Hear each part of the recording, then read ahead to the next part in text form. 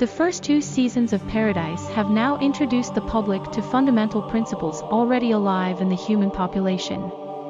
The returning season of the show will guide people towards the understanding of the universe from the Paradise perspective, the role and the implications for the human population at the heart of Paradise and beyond.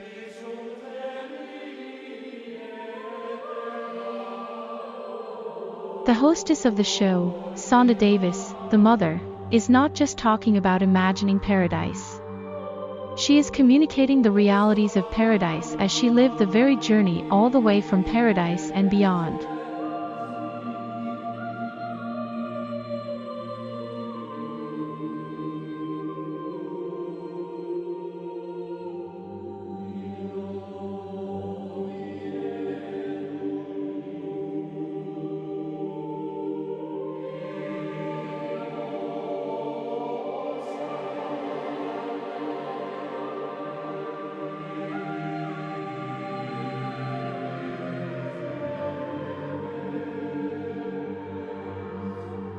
Throughout all of these, Sonda Davis was continuously working with deities and divinities from heaven and earth to ensure the transition from the old system based on duality and destruction to the new system, based on reconciliation, planetary safety, and divine evolution. The first 2 seasons of Paradise Now Dialogues with the Mother aired in 2016-2017 on Vision TV. At that time, the show was the beginning of the planetary dialogue about paradise on Earth. Since then, despite the many problems that we had on Earth, people evolved towards fulfilling the fundamental principles of paradise on Earth, and the structures of paradise stabilized to bring the entire population towards a vision of peace, prosperity, help for one another, love and responsibility for the planet, nature, family, spiritual and divine evolution. In 2022, during the planetary alignment, in consensus with the cosmic and universal law, all planetary beings, all planets of the solar system declared and recognized Earth as paradise, the mother planet.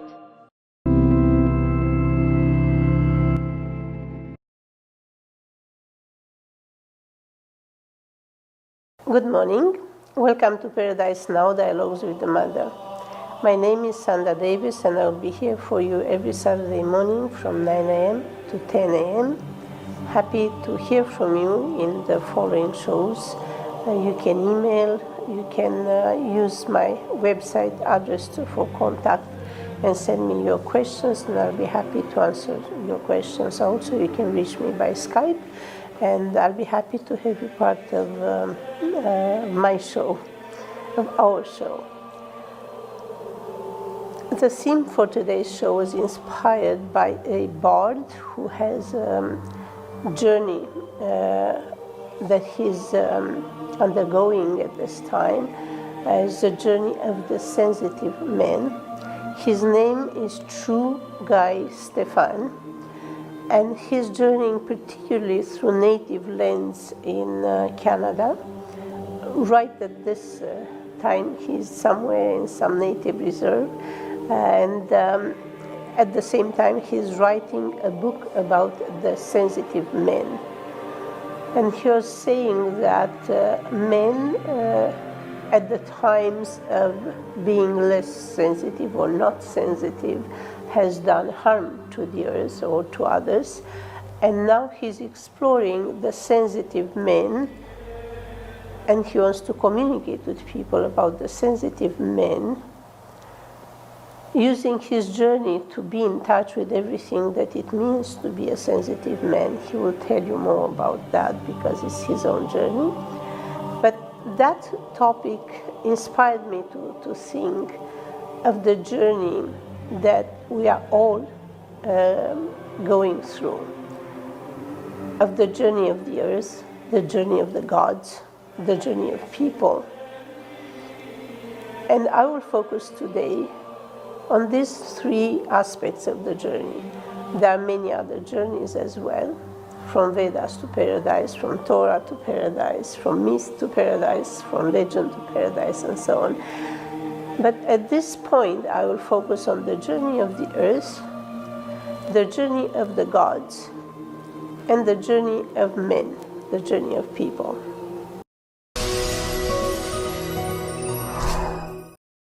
thank you for being again with us. We hope that you'll notice that our journey gets more and more interesting, and you'll stay with us throughout the show.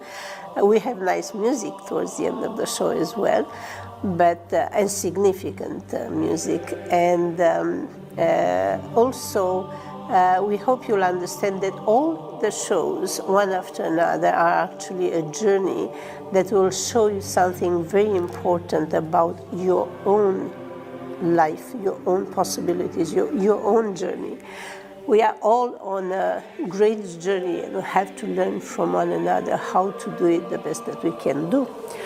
Now, this segment of the show that I chose to represent the theme, the journey, this segment is about the journey of man. Now, this is a very interesting one. The journey of man is a journey from mud to God, from mud to deity. God, not the God, but a God of this, a God of that. Like in the Greek gods, men can reach the levels that the Greek gods were reaching at that time. Now, what does it mean from mud to God? From the material world, from where the material life emerged, to proceed towards ascension, those stages of development of the material man. All of those atoms that were the mud were actually living atoms, they were actually smart atoms, and interacting with a non-living substance. Atoms are alive, substance is not alive but has to be life compatible. Those atoms that were the foundation of the beginning of life and individuality of the material beings, they were reacting to one another, clustering and connecting until those beings would evolve.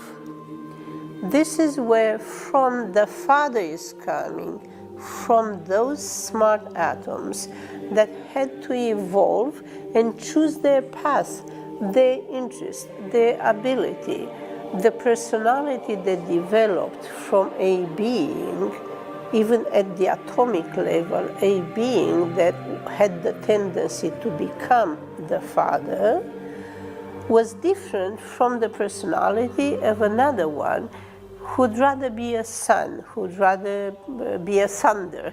Whatever their job was, they would choose what suits them best. And as they were making their choices, those choices were not necessarily final. They had moments along the way when they could make different choices as they would understand more and they thought that they could do more. Now, the evolution of the Father had to reach the level of the material body of the man initially. So it was from the atomic level to the man. That's a very long evolution. I'm just putting it briefly. From atomic form to life form, to man form, to Father form, to receptive Father, receptive to the divine. Every atom had what it takes to be receptive to the divine. And then the Father came to a point when he started from being a material being to develop a spirit level. Once he developed the spirit level, he started to become compatible with the other deities that were that were already born of the Mother. Obviously, the Father was not to be born of the Mother. Mother and Father belonged together, and the Father had to be the one Father-type being that evolved to holiness and to responsiveness to the Mother. As the Mother had birthed the deities, the Father has driven the material beings, and the deities coming from above guided the material world, helped the material world, without intruding. Only when it was necessary the deities would intervene without disturbing the development of the material world had to develop from man to deity in a way that had to be very consistent.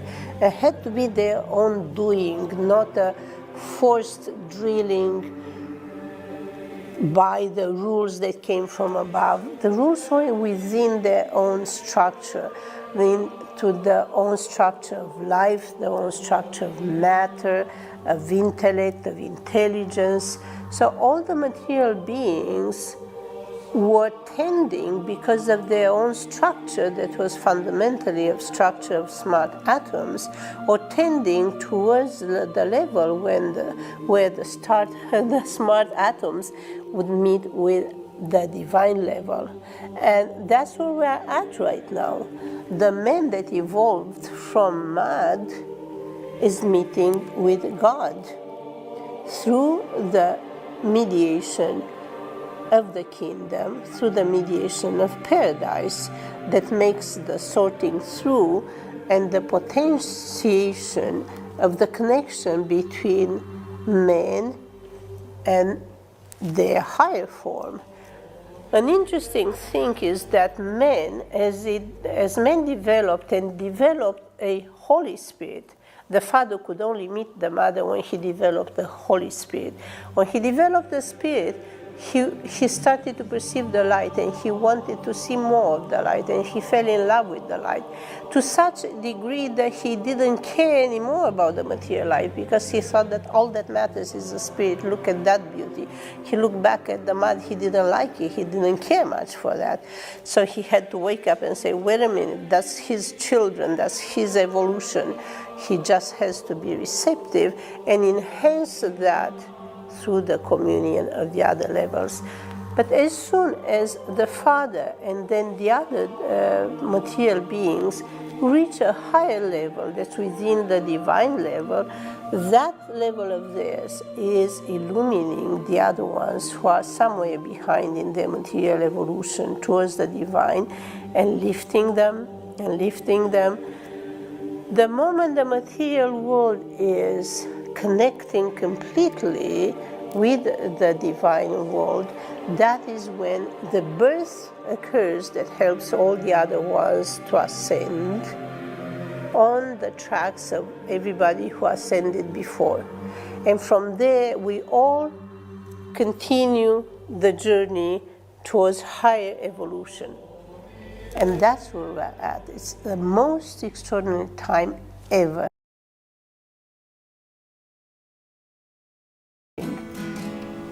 Mother of mercy, please be kind to me. Mother of mercy, please be kind to me. I've tried to be a good man, set my sorrow free.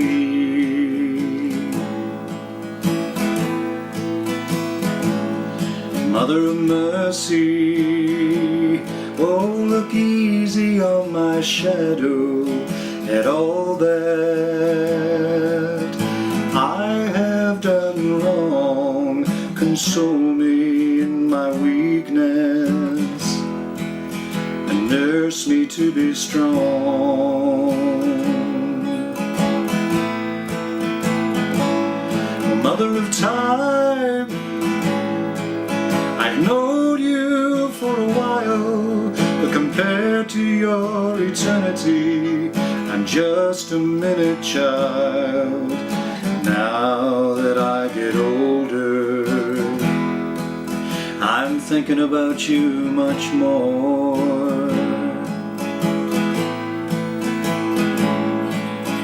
Mother of the womb of life, where we are born in love and light, send your breath into the night, into the dust. Mother of friendship, easing the lonely tide, woven in love ship, abiding deep inside. It's a communion with strangers on the road, companions. Though our stories never told, all of creation, omnipotent and free, a celebration for all humanity. When I listen to your wisdom, a needed restoration, Mother of mercy and Mother of life.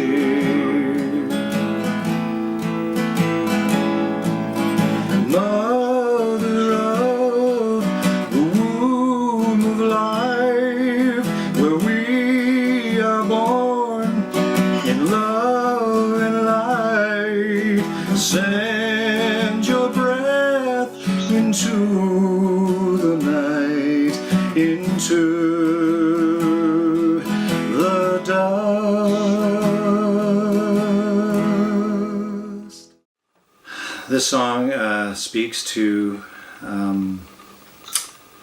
my own journey in this life, in terms of striving to be a good man and striving to be connected to the earth and to my fellow companions here on the earth, and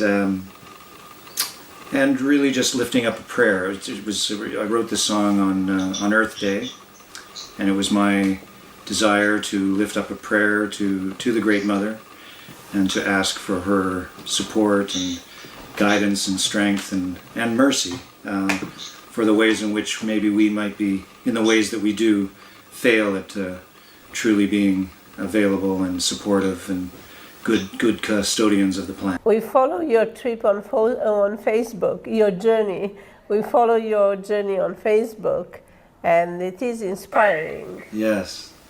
To give yourself the freedom to go where the Spirit goes, or the Spirit takes you. That's wonderful. Yeah. And at this time, we are coming to a threshold of true love between the sacred feminine and the sacred masculine, that although intimacy and tenderness and affection, physical affection, is extraordinarily important, the relationship cannot be limited to pleasure. It cannot be limited to biological impact. That has its importance, but it cannot be limited to that. We were limited. There is over-emphasis on short-lived, intense affairs, stories, and that is actually keeping people away from the infinite life. When a man loves a woman, what does he do? What does he do? How does that eternal love and eternal life is there? I'm totally looking forward to. That is it's not about, I've let go of anything that has to do with possessiveness, that has to do with projecting my needs onto another person, that I am totally responsible for my own deep connection to this true love that you're speaking of. I reacted most, other than the beauty of the song and every verse, I reacted most to your verse about the need of restoration. Yeah, so much is going on the planet right now, where for those who are opening their hearts and their minds and are watching the effects of how we've taken advantage of the earth, and but we've forgotten that we are also here to be good stewards to the earth, and we are in need of a great restoration for all of how the the Earth is being burdened right now, both with the physical planet and with our fellow human beings, that we need a restoration on all levels. Yeah, I find it very hard to bear that people look at the earth that gives air to breathe and all the beauty that we can enjoy, and fruit and everything we need, enough for everybody, more than enough. And then they pound the earth with missiles. They're just exploding things all over the place, and that's something that has to be of the past. Your journey is in nature now, is with people that honor nature and honor the earth. And I'm glad that there are so many people who are getting there, but they don't get it yet. Yes, well, I felt that I was just on the verge. My rent had expired as of the end of June, and I was looking for a place to live, and every time I went looking, I kept hearing this inner voice that was telling me that this is not what I'm supposed to be doing at this point. And when I thought of what's going on in the world, I thought I felt that my calling was to go out, travel across this country, and to be that one voice in the wilderness that is speaking to what can connect us and to what can heal. And in particular, it was connected to the power of the sensitive man, because so much of what has happened with the way in which our world has been governed and taken and exploited and used has been at the hands of us men. And so I wanted to be one of the men who expresses his power by being sensitive to the earth and to share that message with people as I cross the country. Mm-hmm. Well, let's talk more about your calling and about what you see in the world after the break. Okay. Comes a time when you least expect it, when you thought you finally had got it all. Then you hear the call, telling you the game that you've been playing hasn't got what it has been claiming. No, no, no, not at all. As you fall down on your knees, falling into humility, asking for the grace to be free of this confusion. All the doubts, all of the convictions, all the wealth and all of the restrictions come tumbling into view. Will I change from what has been familiar? Can I be where everything becomes brand new? While sitting next to you, as you come to see what it takes, feeling all the ways your heart breaks, knowing this is how you can make your way home. In this light burning ever brighter, I let go of my internal fighter, letting go of all of my resistance, being still with all of this existence. When I hear the call,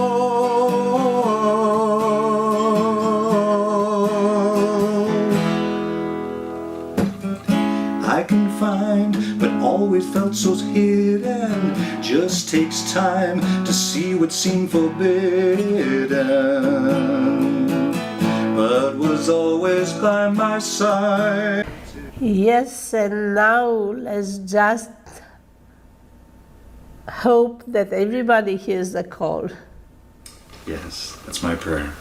For many years, I've been a shiatsu therapist for over 30 years and have done therapy with people and combined body work with counseling. And many times what I discovered over the years is when I was talking to people, how they would be trying to reject the parts of themselves that they didn't like or they didn't think was good enough or that caused pain in their life, and what I discovered was I was supposed to say to these people was that you don't throw anything out. In your experience, that all of what you are going through, even when it's painful, even when you feel stuck, that there's a gift in that. And if I go looking for the gift that is within my struggle, I will often find where it's leading me that will take me beyond the limitations of where I've been.